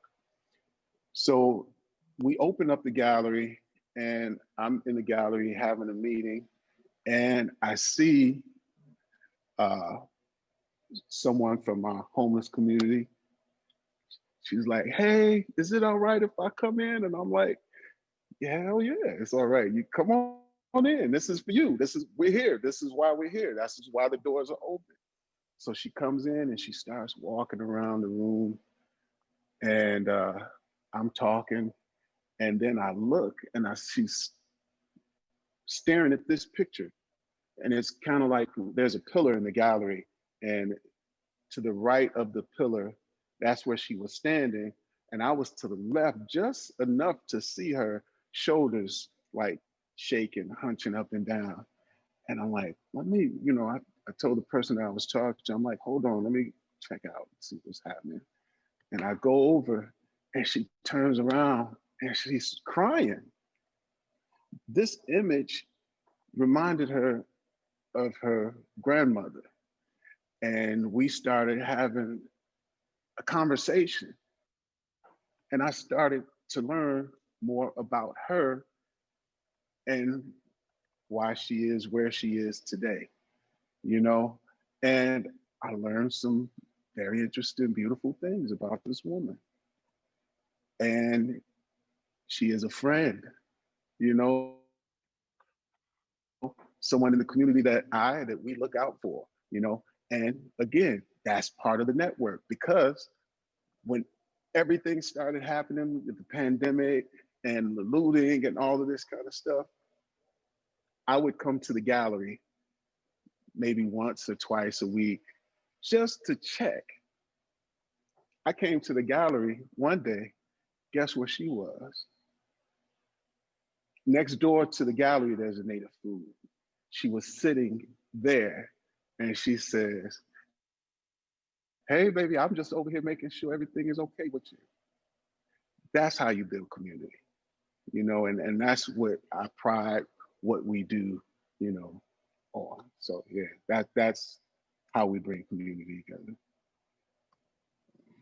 I just want to add back to what you were saying, Rob, about being outside and just, getting, just be who we are, like just be compassion, caring individuals. One of the challenges right now is how do we change how we do the thing? How do we change things, how we're doing things when some of those things don't work anymore? Like, for example, there's some, like with home visiting, there's programs that it's to support children 0 to 5. And I've been trying to have conversations with institutions because they're doing home visit. They want to do continue home visiting during regular working hours, and children are at home. Children are with remote learning and school. And I say, So I why think don't you do weekends or nights? It's very hard for families to have all of that during the day. And again, some of them, they have not been able to accomplish that because they're used to, in their job description and in their policies of the institution, it's a 9 to 5. so. Yeah, so you're speaking institution, you're speaking policy, you're speaking, you know, tradition. All of those things, not one that what those things that drive institutions speak to the community. You, Maria, you speak to the community. That's where you find out how to make those things work because institutions, they're still thinking this way. The community needs, you know, needs to be built up. And I think if that merging of community and the community leaders. Now, community leaders, they don't necessarily have to be an alderman. They could be a mother off the block who, you know, has a voice, or you put her in a position to have a voice, to build, to go and say, no, we need more of this. These are the things that now you have the community beginning to own themselves and build and build. And then that structure begins to help the actual community, meaning where you live, like dealing with the people to build, you know, where you live better. I don't, you understand what I'm saying? Yeah, we just need to figure things out together because institutions are made of individuals like us. Yeah, that's very All of true. these are made by individuals like us. So let's connect and we'll figure it out. Part of it, at least.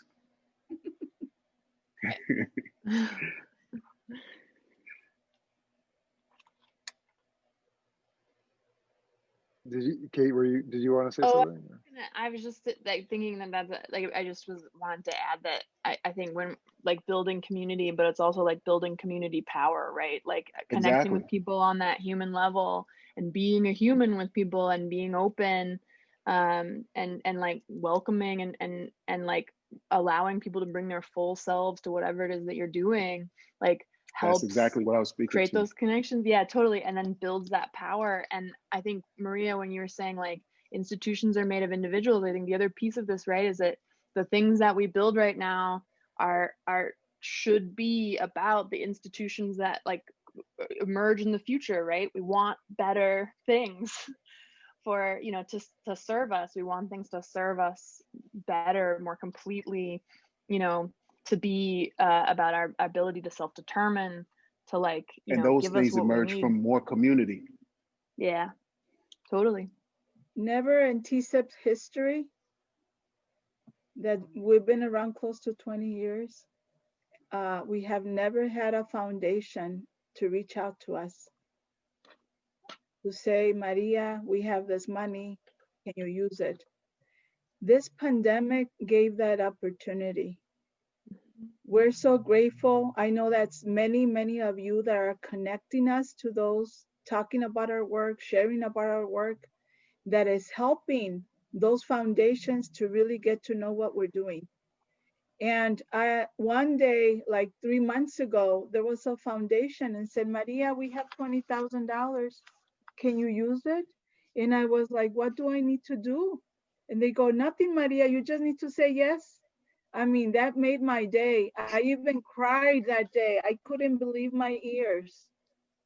And we have been able to raise close to $200,000 from foundations that have been reaching out to us. And thanks to many people like you. And again, it goes back to the networking.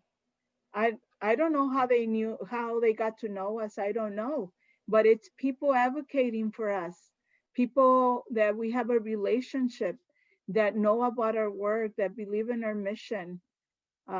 So thank you, whoever that is that is making those connections. A lot of people, thank you.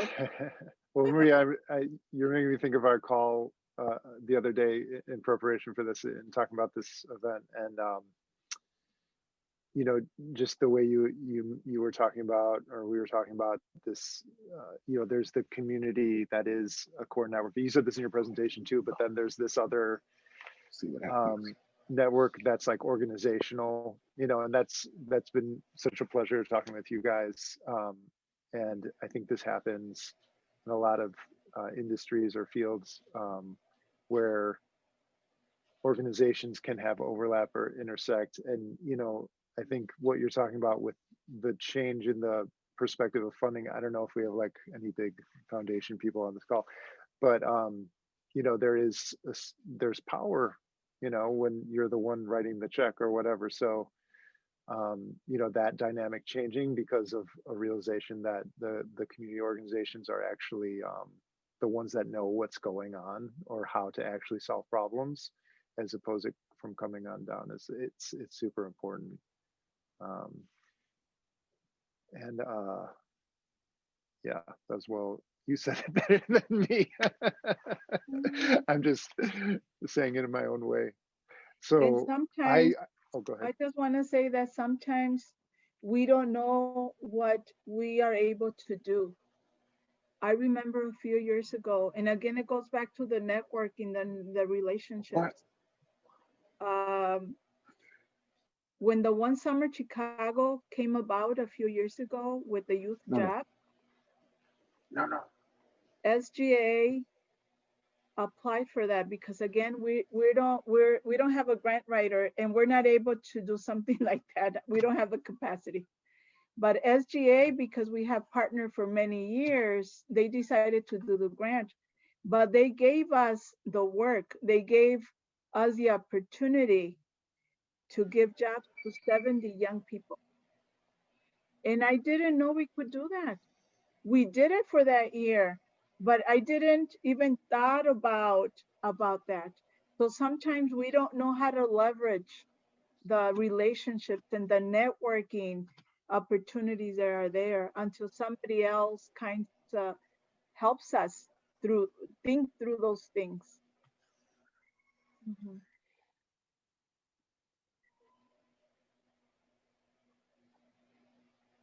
I was just gonna say that one thing that feels really true about that, Maria, is like I was thinking about that in preparation for this talk was, you know, positioning yourself or being able to like doing the work that gets you ready to have the capacity or to accept the help or to be able to like take on the project or whatever that is, you know, and that takes this kind of, that takes a lot of what the both of you are talking, like what Maria and Robert both are talking about, right? Like the welcoming people in, the making sure that you're engaged in your community, that you know what's going on, that you're saying hi to people, that you're like, that it's not a 9-to-5 job, you know, like all of that sort of stuff.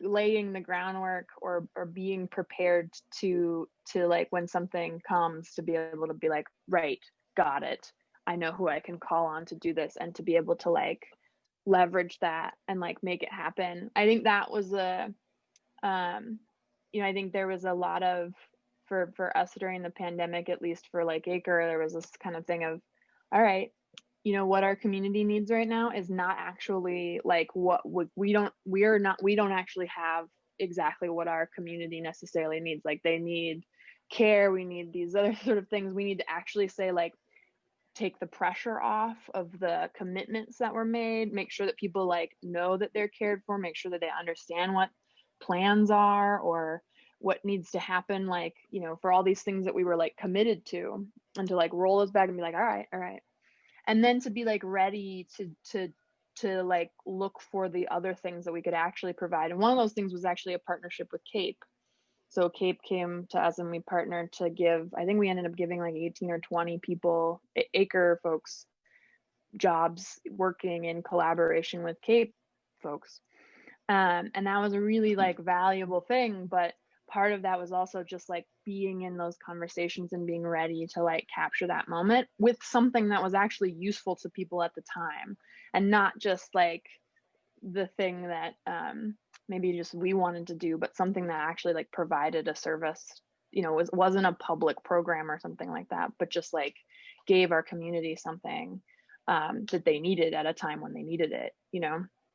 I was just thinking about what you were saying about being like kind of ready to accept help, or being ready to take something on, feeling like a really important piece of that kind of which takes that sort of like deep preparation and being able to hear what people are actually in need of. Exactly. Absolutely. Well, I want to respect people's time. We're a little bit over, but this is wonderful. I want to thank Maria, Kate, and Rob. I want to thank you three so much for being a part of this tonight, and all of you who attended. Thank you for being here to listen in. And we will post this on our CAPE Network forum, and you can find that in the chat there on the side. So thanks for posting that. And I think actually that's a good leaving off place, because we all have to stay ready. I think there's a lot of work ahead for all of us. And so let's stay vigilant, and let's stay connected as a larger network too, and have each other's back. I think that's like a big takeaway for me, that you know, just here we have more, we do have a supportive network. So I'm very grateful to all of you and for that. And I think with that, I will bid you all adieu. That was great. I had a great time. Thank you. Beautiful. Thank you guys.